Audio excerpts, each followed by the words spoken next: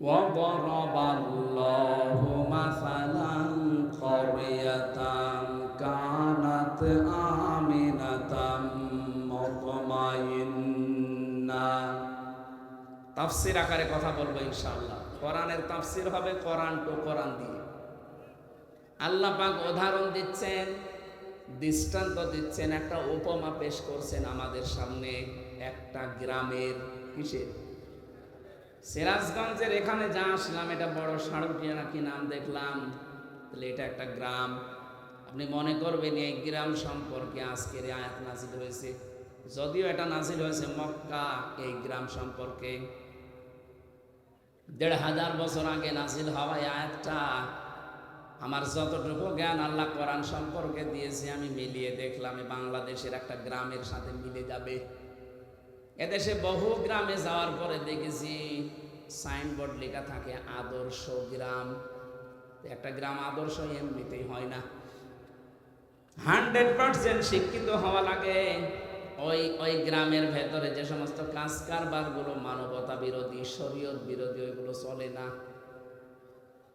অভাব অনটন, শান্তি স্বস্তি, নিরাপত্তা বিভিন্ন দিক থেকে বিবেচনা করে লেখা হয় আদর্শ গ্রাম। পরশুদিন যেখানে ছিলাম লেখা ছিল আদর্শ আন্দোলিয়া, তার মানে গ্রামটা 100% শিক্ষিত মানুষ।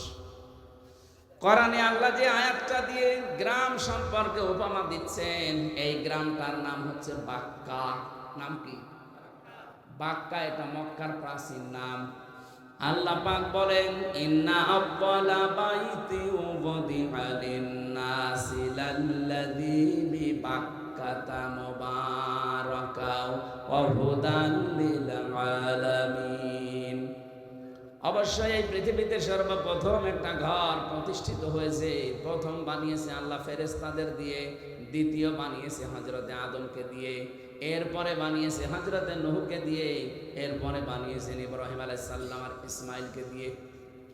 এখন মাঝে মাঝে শত সংস্কার হয়, কিন্তু সর্বপ্রথম আল্লাহ পৃথিবীতে ঘর বলতে যা বোঝায় ওইটা বানিয়েছে কাবা শরীফকে। দুইটা জিনিসের ভেতরে এখনো পর্যন্ত রাখা আছে। এক নম্বরে ফিহি মুবারাকান, এটা বরকতময় করে দিয়েছে আল্লাহ, কিয়ামত পর্যন্ত এটা বরকত দিয়ে ভরপুর থাকবে। মুবারাকান ও হুদান, এর ভেতরে আল্লাহ পথ নির্দেশিকা রেখেছেন লিল আলামিন, বিশ্ববাসীর জন্য। এবার আসেন তো আয়াত থেকে আল্লাহ আমাদের জানাতে চান কি? তাফসিরে মুফাসসিরিন ইকরাম লিখেছেন, আমি বহু তাফসিরে আয়াতের সাথে মিলিয়েছি, সব মুফাসসির লিখেছেন আমান দাখালাহু কানা আমিনা। এই কাবায় যদি কেউ প্রবেশ করে আল্লাহ তাকে নিরাপত্তা দিয়ে দেয়। খুব ভালো করে বুঝবেন, এখান থেকে শিক্ষা বের হবে। এই বাতাস কি করে দাও, জোরে দাও। হ্যাঁ, একটু জোরে দাও, 10 মিনিট, তারপরে বন্ধ করে দাও। এতরে খিঙে যাচ্ছে।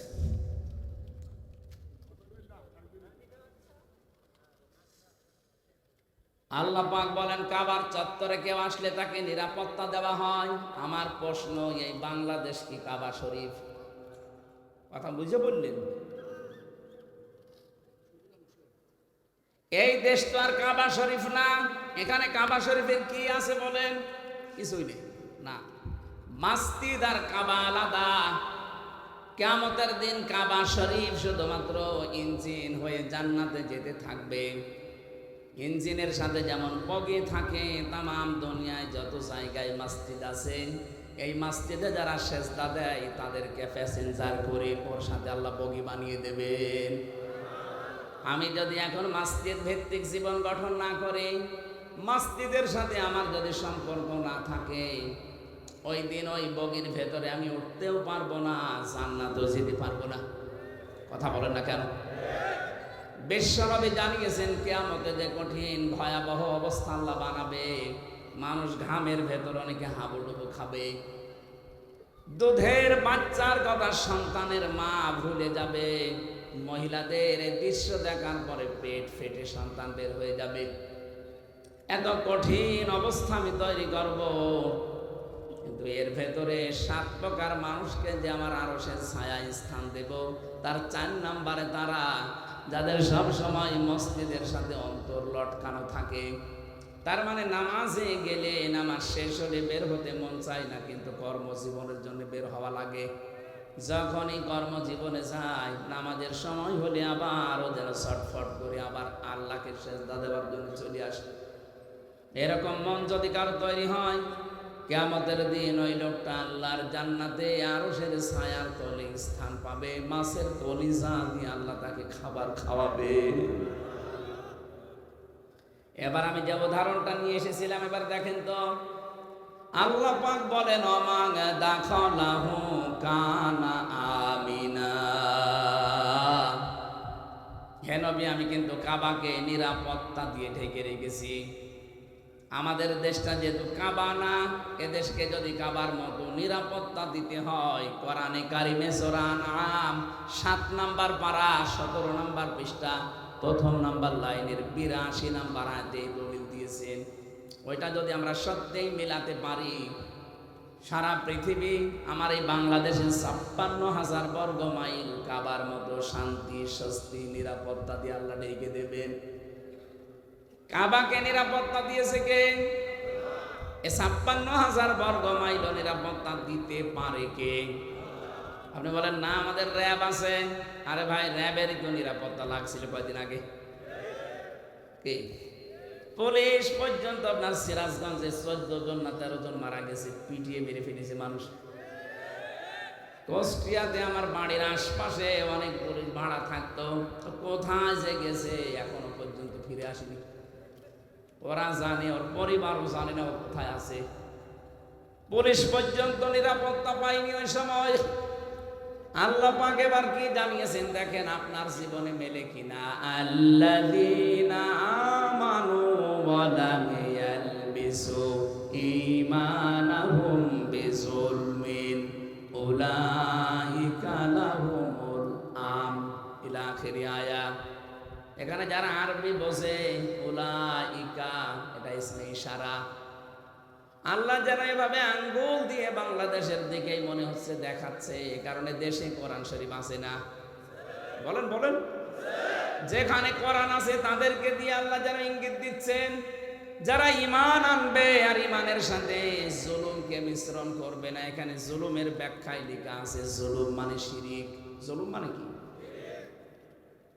তাদের ঈমানের সাথে যারা শিরিক মিশ্রণ করবে না, সে নারী হোক আর পুরুষ হোক, আল্লাহ গ্যারান্টি দিচ্ছেন উলাইকা লাহুমুল আমনু, এরাই নিরাপত্তার হকদার।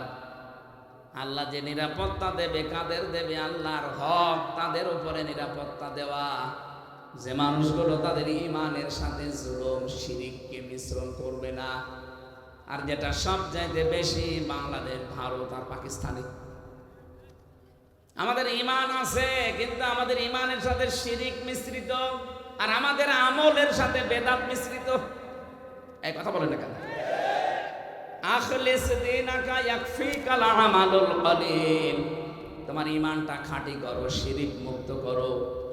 বেশি আমল করার দরকার নেই, অল্প আমল করলে ওটা যদি বেদাত মুক্ত হয়, আল্লাহ তোমাকে জান্নাতের জন্য যথেষ্ট বানিয়ে দেবে। এই জন্য কোরআনে যেখানে আমলের কথা দেখবেন, বেশি বেশি আমল করে কথা আল্লাহ দেয়নি। কোরআন শরীফে যেখানে আমলের কথা আছে, কাজের কথা আছে, কাজটা বেশি করে করো না, কাজটা ভালো করে করো। আল্লাযী খালাকাল মাউতা ওয়াল হায়াতা লিয়াবলুয়াকুম আইয়ুকুম আহসানু আমালা। তিনি সেই আল্লাহ যিনি তোমাদের মউত আর হায়াত বানিয়েছেন। সিরাজগঞ্জবাসী আয়াতের দিকে একটু তাকান। আল্লাযী খালাকাল মাউতা দিয়েছেন আল্লাহ। আগে কিন্তু মউতের কথা, এরপরে হায়াতের কথা। আপনারা শুনছেন? কোন দিকে তাকিয়ে আছে? খালাকাল হায়াতা ওয়াল মাউতা আল্লাহ দেয়নি, আল্লাহ দিয়েছেন আগে মউত, এরপরে হায়াত। এটা দিয়ে আমাদেরকে বোঝাতে চাই, বান্দা তুমি যত উপরে ওঠো না কেন, এই বিশ্বাস নিয়ে থাকবা যে মরা লাগবে। কি করা লাগবে? এই জন্য মরণের কথা আল্লাহ আগে দিলেন, পরে দিলেন হায়াতের কথা। এখন হায়াত কি? আমরা অনেকেই মনে করি হায়াত মানে আমরা যেটাই আছি এইটাই না, 5 প্রকার হায়াত। তাফসীরের ভেতরে আমি পেয়েছি হায়াত হয় 5 প্রকার। 1 নম্বরে আরমে আরওয়ার, রুহের জগতের যে হায়াত, এটা আমরা পার করে ফেলেছি। কথা বলেন না কেন? এরপরে আলমে পুতুন, মায়ের পেটের জগৎ, এখানে আমরা 10 মাস 10 দিন পার করে ফেলেছি। এখন যেটা আছে আলমে দুনিয়া, এই পৃথিবীর জগৎ, এইটাই আমরা এখন রানিং আছি। সামনে এখনো 2টা বাকি আছে, আলমে বারজাখ, কবরের জগৎ, আর একেবারে 5 নাম্বারটা আলমে আখিরাত, পরকালের জগৎ। তার আগে 2টা শেষ, পরে 2টা আছে, মাঝখানেরটাই আছে। তার মানে মাস্ট বি আমাদেরকে পরের 2টায় যাওয়া লাগবে। কুল্লু নাফসিন যায়িকাতুল মাউত ওয়া ইন্নামা তুওয়াফাউনা উজুরাকুম ইয়াওমাল কিয়ামাহ ফামান যুহসিহা আনিন নার ওয়া উদখিলাল জান্নাতা ফাকাদ ফাজ। রব্বুল আলামিন বলেন সূরা আলে ইমরান 185 নাম্বার আয়াতে আছে, প্রথম অংশে, প্রত্যেকেই মারা যাবে। প্রত্যেকেই মারা যাবে, হয়তো 2 দিন আগে 2 দিন পরে। প্রতিটি মানুষকে তার উজুরত, তার পারিশ্রমিক, যেটা তার পুরস্কার, এনাম আমি কিন্তু পরিপূর্ণ করে দেব তার হাতে ধরিয়ে। এই যে নে, যা করেছিস এইটা। শুধু এতটুকুই না, এটা তো আখিরাতের সাথে বলছি, দুনিয়ার বিষয়টা সামনে আসবে। 3 নম্বরে আমি আল্লাহ যাকে আমার জাহান্নামের আগুন থেকে মাফ করে জান্নাতে দিয়ে দেব, এই লোকটার জীবন সফল। এটা একটা ব্যাখ্যা। 2 নম্বর ব্যাখ্যা কি? ফামান যুহসিহা আনিন নার ওয়া উদখিলাল জান্নাতা ফাকাদ ফাজ। যেই লোকটা আসরের আযান দিচ্ছে, একজন শুধু জবাব দিয়ে দিন, আজান হয়ে যাবে। আল্লাহ রাব্বুল আলামিন জানিয়েছেন, যে লোকটাকে আমি তাওফিক দান করি যে আস্তে আস্তে জাহান্নামের কাজগুলো ছাড় দিতে থাকে, ছেড়ে দেয়, আর জান্নাতের কাজগুলোর দিকে এগিয়ে যেতে থাকে, এই লোকটার জীবন সফল। আপনি বলেন তো, আপনি কি জাহান্নামের কাজগুলো আস্তে আস্তে ছেড়ে দিতে পারছেন? জান্নাতের কাজের দিকে একটা একটা করে আপনি এগিয়ে যেতে পারছেন? যদি পারেন, বুঝবেন আপনার জীবন সফল। ও ভাই, ওমাল হায়াতুদ দুনিয়া ইল্লা মাতাউল গুরুর। দুনিয়ার এই জীবনটা কিন্তু খেলাধুলা। কে বলছে? এটা একটা ধোঁকা। আপনার সন্তান আদি এটা ধোঁকা, আপনার ছেলে মেয়ে, স্ত্রী, বাবা মা ধোঁকা। এটা যতদিন আপনি উপলব্ধি করে মেনে নিতে না পারবেন, এই ধোঁকা থেকে বের হতে পারবেন না। আল্লাহর কসম, আল্লাহ বলছেন এগুলো সব ধোঁকা। আয়াতে আমি একটা প্রমাণ পেয়েছি ধোঁকা কেন, একটা উদাহরণ দিয়েছেন। এখান থেকে যারা আমরা বসে আছি, 200 বছর পরে যদি রফিক নাই, এই ভাই যদি 200 বছর পরে ফিরে আসে এই পৃথিবীতে, উনি মনে করেন আর 50 বছর পরে মারা গেল, 200 বছর পরে ফিরে আসলো, যে বাড়িতে উনি বাস করে, ওনার বাড়ি যদি 2 তলা 3 তলা হয়, এসে যদি বলে কারা আছে বাড়িতে, এ বাড়ি কিন্তু আমি বানিয়েছিলাম, যারা ওই বাড়িতে বসবাসকারী ওই সময় থাকবে, তারা বলবে কে আপনি? ভণ্ডামি করার জায়গা পান না? আপনার মনে হয় থাকার জায়গা নেই, এই জন্য এসে পরিচয় দিচ্ছেন। আপনার যদি একেবারেই জায়গা না থাকে, আমাদের মসজিদ আছে, বারান্দা খোলা আছে, ওখানে রাত্রে থেকে কেটে পড়েন, কোনোদিন আমার এখানে আসবেন না। বলেন তো, এই কথা বলবে কিনা? এক কথা বলছেন না কেন? 100 ভাগ বলবে। আপনি মরে দেখেন, আমার 3 পুরুষের পরে আমার আর জানা নেই। আমার বাবার নাম রিয়াজউদ্দিন, তার বাবার নাম জাহান আলী, তার বাবার নাম নমাজ আলী। এরপরে আমি আর জানি না, সত্যি আমি আর জানি না। এরপরে যে কারা আছে আমি জানি না, ওটা হিন্দু ছিল না কি ছিল তাও জানি না। বলেন তো, আমার মতো মানুষ এই 3 পুরুষের পরে আমার আর মনে নেই। এখন ওই নমাজ আলী সর্দারের বাবা যিনি কি ছিল সেহেতু আমি জানি না, উনি যদি এখন এসে কুষ্টিয়ায় বলে এই বাড়ি আমার, এই ভিটা আমার, দাঁত মুখ খুলে ফেলবো না? এই কথা বলছে না? কিসের নওয়াজ আলীর বাপ আপনি? আমি তো নওয়াজ আলী পর্যন্ত জানি, এরপরে আর জানি না। এমনকি আমিও যদি 200 বছর পরে ফিরে আসি, আমার যে মেয়ে আছে, মেয়ের ছেলে আছে, ছেলের ছেলে আছে, 3 পুরুষ মাত্র। 3 পুরুষের পরে আমির হামজা কি তারাও জানবে না। কথা বলেন না কেন? আল্লাহ বলেন এই যে এরকম একটা ধোঁকা, এই ধোঁকায় পড়ে আছো তুমি। আমার মনে হয় জীবনের শেষ প্রান্তে যারা পৌঁছে গেছে তাদের তো এটা উপলব্ধি হওয়ার কথা আরো বেশি। এই যে মুরব্বীর, দুনিয়ার সব কিছুই তো এতদিন পর্যন্ত 60, 70, 80 বছর দেখেছে। কি মনে হচ্ছে ওনার যে একটা জীবন ছিল আমার কাছে, ওটা এখন স্বপ্নের মতো মনে হয়। এখন যেটা আছে এটা শুধু আকাঙ্ক্ষা, এটা পাবো, ওইটা পাবো, ওইটা পাবো, খালি এই ধান্দায় আছে। আর সামনে যেটা আছে এটা একটা স্বপ্ন। এটা কি? ওনার এখন যদি 80 বছর বয়স হয়, আগের এই পুরো 80 বছরটা ওনার কাছে আসলে কিন্তু দুনিয়ার জীবনে এটা প্রত্যেকের জন্য। এটা যতদিন আপনি না বুঝবেন ততদিন আপনার জীবনকে আপনি পরিচ্ছন্ন করতে পারবেন না। এই জন্য আমার আল্লাহ কাজের কথা দিলেই দেখবেন সেখানে ভালো কাজ করো বা ভালো করে করো, এরকম কথা দিয়েছেন। বেশি বেশি কাজ করো এই কথা নেই। আমাদের ইমান যা আছে, ইমানের ভেতরে আমরা শিরিক প্রবেশ করিয়ে নষ্ট করে ফেলেছি। আর আমল যাই আছে টোটা ফাটা, আমলের ভেতরে বেদাত প্রবেশ করিয়া আমলটাকে আমরা শেষ করে দিয়েছি। এই জন্য আজকে থেকে যদি এই বাংলাদেশটা কাবার এলাকার মতো শান্তি, স্বস্তি, নিরাপত্তা নিয়ে আমরা ব্যবস্থা করে দিতে চাই, ডক্টর ইউনূস আপনাকে আমরা বলবো আলেমদেরকে সাথে নিয়ে এই 18 কোটি মানুষকে সঙ্গে নিয়ে শিরিক মুক্ত দেশ গঠন করেন। আমল আমরা যে যাই কাজ করি, আমাদের কাজের ভেতরে, আমলের ভেতরে যেন বেদাত না প্রবেশ করে। আপনি এইটা দেখেন, কারণ আপনিও তো কয়দিন পরে মরবেন। আপনিও মুসলমান, আমরাও মুসলমান। অন্যান্য জাতি যারা আছে তাদের ধর্ম তারা নির্দ্বিধায় পালন করবে, কোনো অসুবিধা নেই। কথা বলে না? কিন্তু তারা আমার নামাজে বাধা দিলে ছাড় নেই, এমনকি তাদের পূজায় বাধা দিলেও যেন আমাদের না ছাড়া হয়। প্রতিবেশীর নামে এতদিন পর্যন্ত বিশ্বের মানুষকে যারা জানিয়েছে বাংলাদেশে সংখ্যালঘু নির্যাতন হয়, এটা এখন বিশ্বে বিভিন্ন দেশ প্রমাণ করছে সবচাইতে বেশি সংখ্যালঘু নির্যাতন হচ্ছে ভারতে। ওরা বাবরি মসজিদ ভেঙে ফেলেছে বিভিন্ন দোহাই দিয়ে, যে এখানে নাকি রাম মন্দির ছিল। আরে ভাই, ঢাকার স্বামীবাগের যে ইস্কন মন্দির, এখন যদি আমরা এই দেশে 96% মানুষ আওয়াজ তুলি জানাই এখানেও 500 বছর আগে আমাদের মসজিদ ছিল, আমরা এটা ভেঙে মসজিদ বানাবো, আপনি মরবেন।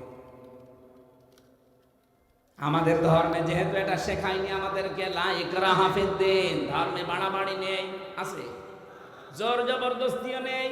আমরা দাওয়াত দেই আপনাকে এই উগ্রবাদী এই আচরণটা বন্ধ করেন। ইসকনের নাম নিয়ে যা হচ্ছে এটা কিন্তু একেবারে অরিজিনাল হিন্দু না, খাঁটি হিন্দু এরা না। এদের আসল হচ্ছে ইহুদি। ওদের যে প্রভুপাদ আছে, যেটা প্রতিষ্ঠাতা, ওইটা ইহুদি। ও চার্চে লেখাপড়া করেছে খ্রিস্টানদের। উগ্র কিছু মানুষদেরকে দলে ভিড়িয়ে ইসকন গঠন করে সারা দুনিয়ায় এখন এদের নিয়ে অশান্তি। শুধু বাংলাদেশে না, 257টা রাষ্ট্রের 195টা দেশে ওদের নিয়ে এখন ঝামেলায় আছে। এই জন্য ওদের উস্কানিতে যেন আমরা পা না দেই। ওরা খুব চেষ্টা করেছিল সাইফুল ইসলাম আলিফকে হত্যা করার মাধ্যমে এই দেশে মুসলমানরা যেন একটু হইচই করে, এরপরে যেন একটা হট্টগোল বেঁধে যায়। আর এটা করা ছিল যারা পালিয়েছে ওরা যেহেতু বিভিন্ন হাল দিয়ে হালে পানি বানায়নি, ওদের রিক্সা লীগ, ওদের আনসার লীগ, কথা বলছে না কেন, বিভিন্ন লীগ দিয়ে যখন পানি বানায়নি তখন ওরা লাগিয়েছে বিভিন্ন কায়দায় ইসকনকে। এইটাও হালে পানি নেয়নি, কারণে দেশের মুসলমানেরা সব চাইতে বেশি সংযমের পরিচয় দিয়েছে। আমরা ফেসবুক বলেন, ইন্টারনেট বলেন, পত্রিকা বলেন, কারো ফাঁদে পা দিয়ে, বিশেষ করে ভারতপন্থী পত্রিকা যেগুলো, এই জনকণ্ঠ আমি নাম নিয়ে বলছি, আরো কয়েকটা আছে, সেইটাই দেখবেন দেশের এই দাদা বাবুদের পক্ষে কথা লিখবে। আপনাদের পাশে টাঙ্গাইলের সন্তান মাওলানা ভাসানী বলেছিল দেশের মানুষ যখন বুঝবে যে ভারত আমাদের শত্রু, তখন এই দেশটা একটু দাঁড়িয়ে যাবে। তারা বুঝেছিল, তারা বিচক্ষণ ছিল, কিন্তু এখন আমরা অনেকে এটা বুঝি না, মনে করে না আমাদের দাদা। কিসের দাদা আপনার? আপনার দাদা হলে আপনি যান, ওরা এখন চট্টগ্রাম নেওয়ার ধান্দায় আছে। আরে ভাই, চট্টগ্রাম আমাদের বাংলাদেশের অংশ, আপনি কি যৌতুক নেবেন? আর যৌতুক আপনাকে দেব কেন? মেয়েকে আমরা আপনাকে একেবারে স্বাভাবিকভাবে দিয়েছি, মেয়ে তো পালিয়ে গেছে। পালিয়ে যাওয়ার মেয়ের আবার যৌতুক কিছু বিয়েই তো আমরা মেনে নিচ্ছি না। হ্যাঁ, যাওয়ার পরে যদি কোনো মুসলমানের সাথে বিয়ে করে তো তাও মানতাম। এমন লোককে স্বামী স্ত্রী এ পরিচয় দিচ্ছে, 15.5 বছরে পরিচয় দেয়নি যে আমাদের স্বামী স্ত্রীর সম্পর্ক। ও যদি স্বামী হয়, ও তো ফুল হাতা হাফ হাতা না। যার কাছে পালিয়ে গেছে, ওকে ফুল হাতা না হাফ হাতা? হাফ হাতা, ফুল হাতা। একটা মুসলমান মেয়ে ফুল হাতার কাছে যায় কি করে? আরো অধিকাংশ ফুল হাতারা এখন হাফ হাতা হয়ে যাচ্ছে। আমার জেলের যে জেলার ছিল দেবদুলাল, ও শুনলাম নাকি চুরি করে হাফ হাতা হয়ে গেছে। আর এখানে বৈজ্ঞানিক কোনো ব্যাখ্যা আছে? এখানে এই পরিবেশে এটা বলা ঠিক নাই, জন্য বললাম না। আজ ওরা গোপনে গোপনে অনেক ফুল হাতা হাফ হাতা হয়ে যাচ্ছে, আর আপনি কাজ আর পেলেন না, চলে গেলেন আপনি হাফ হাতার কাছে। আর পালিয়ে যাওয়ার মেয়ের যৌতুক কিসের? বিয়ে আমরা এখন মেনে নেইনি। বাবা মা আত্মীয় স্বজন যদি বিয়ে মেনে না নেয়, পালিয়ে যাওয়া মেয়ের যৌতুকের প্রশ্ন আসে। এরপরও আপনার নিয়ে দিতে চান জোর করে যে চট্টগ্রাম দিয়ে দাও, দিতে পারি। আপনাদের 7 সিস্টার আমাদের দেওয়া লাগবে। আপনি কি আর কি মনে করেন? 7 সিস্টার আমি পুরাটা ঘুরেছি, একটাও ঠিক থাকবে না। ডক্টর মোহাম্মদ ইউনূস শুধু একটু ইঙ্গিত দিয়েছিল, আপনারা ভয়ে পাগল হয়ে গেছেন। কারণ আমি জানি দুনিয়ায় সবচাইতে বেশি মরণকে ভয় পায় মুশরিকরা। সূরা বাকারার ভেতরে আছে, ওয়ালা তাজিদান্নাহুম আহরাসান নাসি আলা হায়াতি ওয়া মিনাল্লাযীনা আশরাকু ইয়াওয়াদ্দু আহাদুহুম লাউ ইউআম্মারু আলফা সানা ইলা আখিরি আয়া। রব্বুল আলামিন বলেন, পৃথিবীর মানুষেরা, আপনি যদি মুশরিকদেরকে বলেন যে তোমরা 1000 বছর বেঁচে থাকবা, ওরা বলবে আমরা আরো বাঁচতে চাই। কারণ জীবনের উপরে সবচাইতে বেশি মায়া মহব্বত ভালোবাসা এই দুনিয়াতে মুশরিকদের। এই জন্য আমরা শুধু যাওয়া বন্ধ করে দিয়েছি, এই ঘোষণা এখনো বন্ধ করিনি। আমরা বলেছি যাব না ওই দেশে চিকিৎসার জন্য, দাদার আঁককেই দেখি কি মরছে না, 40 ভাগ ছাড় দিয়ে দিলাম, আসেন। নাই তো আমরা না খেয়ে মরে যাব, কারণ মরা ওদের কাছে তো কঠিন।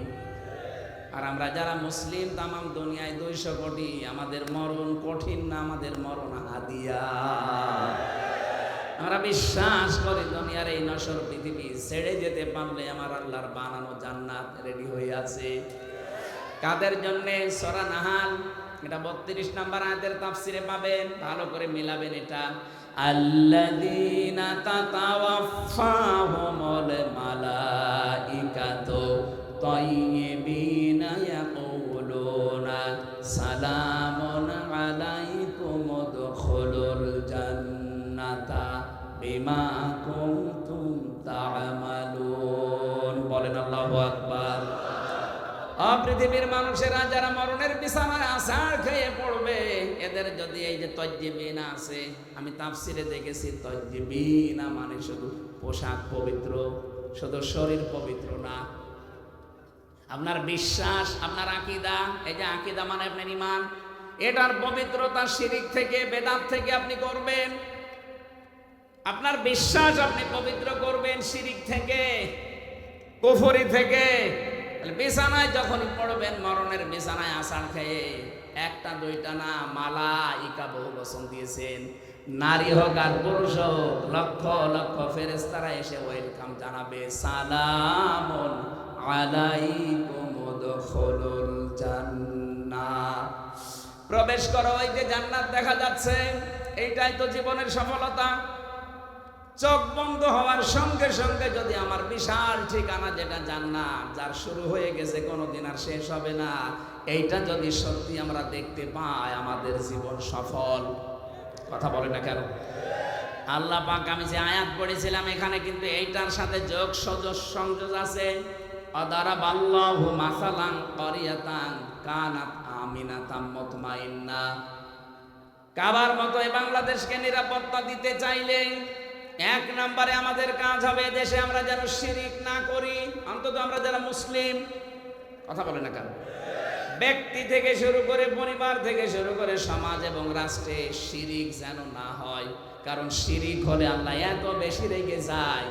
এখন যদি এই ভাই যে বাড়িতে দেখে ওনার স্ত্রীর কাছে পাশের গ্রামের একজন শুয়ে আছে, কিছু করেনি, এমনি শুয়ে আছে, উনি যত ভালো মানুষ হোক আর আমি যত ভালো হই, যে বউকে ছাড়বে কেউ?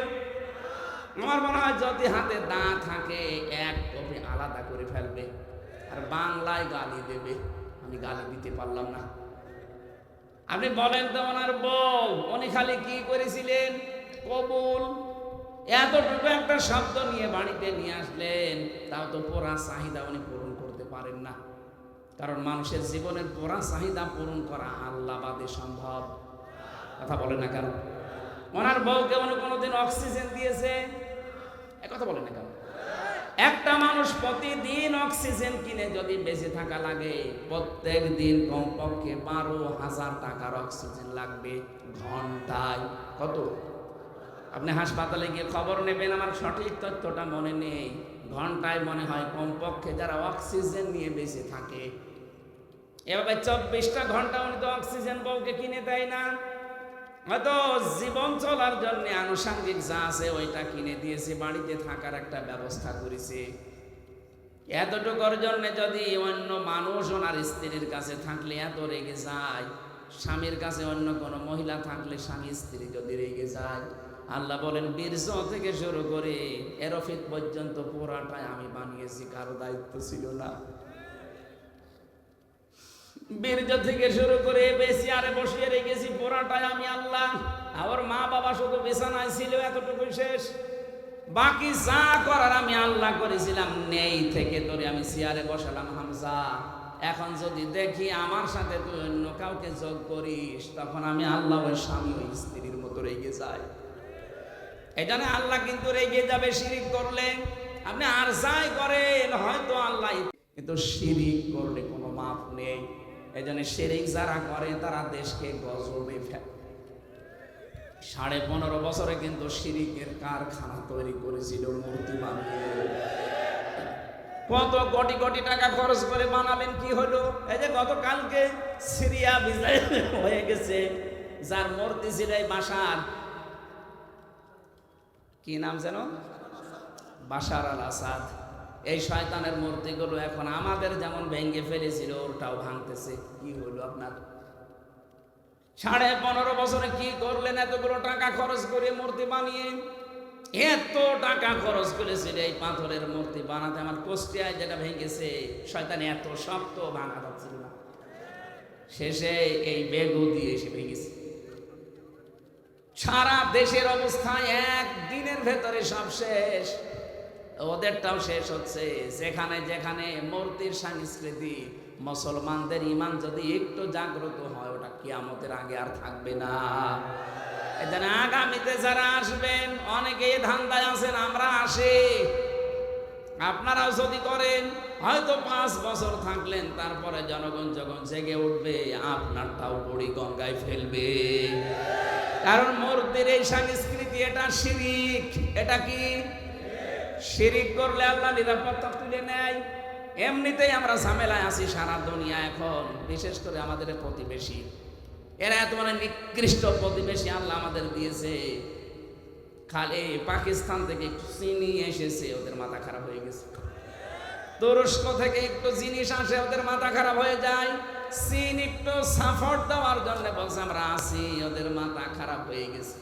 কেন? প্রতিবেশী তারা খুশি হওয়া দরকার, যেন তো আমার পাশের বাড়ির লোক একটু আরামে আছে। কথা বলে না কেন? আর আপনাদের মাথা খারাপ হয়ে গেল কোন কারণে?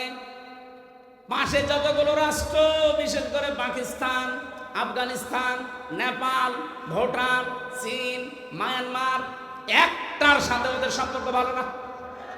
আপনি দেখেন, একটার সাথে ওদের সম্পর্ক ভালো না। এতগুলো দেশ সব ভারত ছাড়া চলতে পারছে, বাংলাদেশও ভারত ছাড়া চলতে পারবে, অসুবিধা নেই। এই কথা বলেন না কেন? না খেয়ে মারা যাবো কোনোদিন, এই মুশরিকদের পাঁচাটা গোলামি করা যাবে না। কারণ মরে গেলেই পবিত্র জীবন, আপনি জান্নাত পেয়ে যাবেন। আরে মুশরিকদের পাঁচাটা গোলামি করে শেষ জীবনে ঈমানও পাবেন না, কিয়ামত পর্যন্ত জালেম জ্বলা লাগবে জাহান্নামের আগুনে। আমরা 41 সাল 71 সাল থাকতে চাই না, আমরা 2 মিনিট থাকতে চাই, কিন্তু ঈমান নিয়ে। এই কথা বলেন না কেন? আল্লাহ বলেন এমন একটা গ্রাম দিয়েছিলাম, এই গ্রামে ছিল প্রথম নিরাপদ, 2 নম্বরে নিশ্চিন্ত। 1947 সালের আগের ইতিহাস বাংলাদেশের সাথে মিলান, এই আয়াতটা একেবারে খাপের খাপ, মমতাজের বাপ মিলে যাবে। আমি তো মিলিয়েছি এইভাবে, এই কোরআনের সাথে আমি যা পড়ি আগে বাংলাদেশ নিয়ে মিলাই দেখি এখান থেকে কি পাওয়া যায়। এক এক সময় এক এক জায়গায় আজান আছে, মানে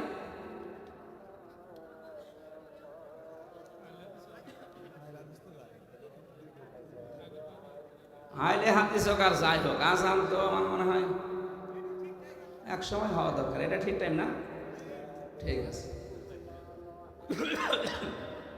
এই ড্রাইভার, এখন যেহেতু মাগরিব পড়া লাগবে, সেই বনপাড়া রাজা পড়েছে, ওখানে মাগরিবের পরে খাবার যদি এরা দেয় তো একটা টিফিন বাটিতে নিয়ে আমি যাওয়ার সময় খেতে খেতে চাই, কারণ সারাদিন আমার খাওয়া নেই।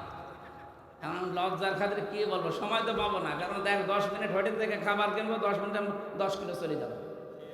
এদেরকে বলেন যে খাবার যদি দিতে চান একটা টিফিন বাটিতে দেন, আমরা বসে বসে গাড়িতে খাবো। আর যদি না দিতে চায়, আমার ওই পাউরুটি কলা খেয়ে থাকা লাগবে আজকে। সম্মানিত ভাইরা, আমি হাত জোড় করে মাফও চাচ্ছি, ক্ষমা চাচ্ছি। আজকে পুরাটা যদি রাতের বেলা পেতাম আর একটা মাহফিল হতো, খুব ভালো হতো। আমি আলোচনাটা 1.5-2 ঘন্টা 2.5 ঘন্টা করতে পারলে আমার একটা বিষয় বোঝানো সহজ হয়। এই অল্প সময়ের ভেতরে আমিও পারি না, আসলে ওই রকম যোগ্যতা তো আমাদের নেই। আপনারা আসরের নামাজ যেহেতু আজ 6-7 মিনিট আছে, নামাজ এখানে পড়লে পড়ে নিন, সামনে কোনো জায়গায় পড়লে মসজিদে পড়ে নিন। আজকের মতো আমি মাপ চেয়ে শেষ করলাম, আগামী থেকে আসলে আমার তাফসীর করার জন্য সময় দিন। যাক, আল্লাহুম্মা আমিন। লা ইলাহা ইল্লা আনতা সুবহানাক ইন্নী কুনতু মিনাজ জালিমিন। ও আল্লাহ, তুমি তাকিয়ে দেখো কত সুন্দর করে এরা সাজিয়েছে, নিজেদের বাড়ি ঘরও এরা এত সুন্দর করে সাজায় না। কোরআনের মহব্বত যাদের ভেতরে এত বেশি, যারা কাজকর্ম বাদ দিয়ে কোরআন শুনতে রাজি আছে, এদেরকে তুমি অমরের মতো হেদায়েত দিয়ে দাও।